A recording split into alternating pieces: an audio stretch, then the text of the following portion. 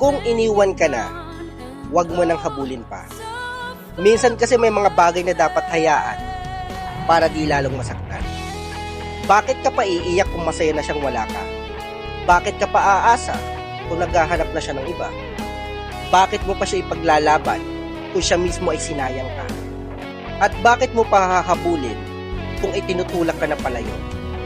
Mas mainam na lang na hayaan na lang kesa magmakaawa pa. Bukod sa nagsasayang ka ng panahon, mas lalo mo nang sinasaktan ang sarili mo. Marami naman diyang iba, tumingin ka sa paligid mo. Malay mo na sa paligid mo lang ang tunay na nagmamahal sa'yo. Huwag kang mag-focus sa taong ikaw mismo ang sinayang. Mag-focus ka muna sa sarili mo at sa mga taong nasa paligid mo. Tiyak may isa dyan na lihim na tunay na nagmamahal sa'yo. Di mo lang napapansin kasi nakatuon yung atensyon mo sa taong hindi makita ang halaga mo.